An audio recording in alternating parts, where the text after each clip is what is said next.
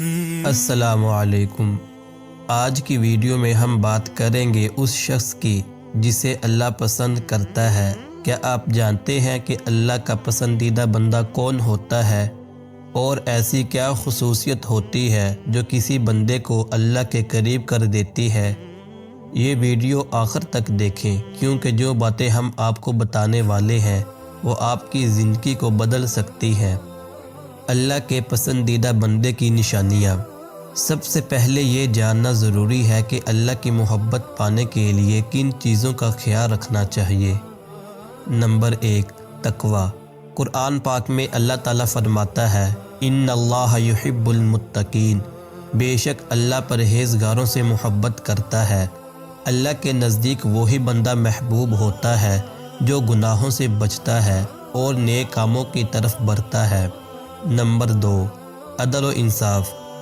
قرآن پاک میں اللہ تعالیٰ فرماتا ہے، ان اللہ یحب المقسطین، بے شک اللہ انصاف کرنے والوں سے محبت کرتا ہے۔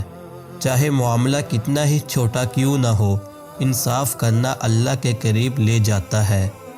نمبر 3، دوستو، مشکل وقت میں صبر کرنا آسان نہیں ہوتا، لیکن صبر کرنے والوں کے لیے اللہ کی خاص محبت ہے۔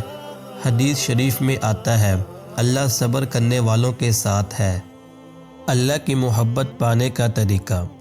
دوستو، کیا آپ جانتے ہیں کہ اللہ کی محبت حاصل کرنے کے لیے آپ کو کیا کرنا چاہیے؟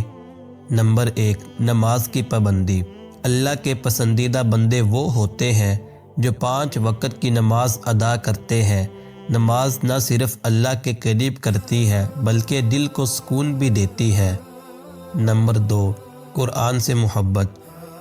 قرآن کو پڑھنا اور سمجھنا اور اس پر عمل کرنا اللہ کی محبت کا بہترین ذریعہ ہے۔ اللہ کے وہ بندے جو قرآن کو اپنی زندگی کا حصہ بناتے ہیں اللہ کے خاص بندے بن جاتے ہیں۔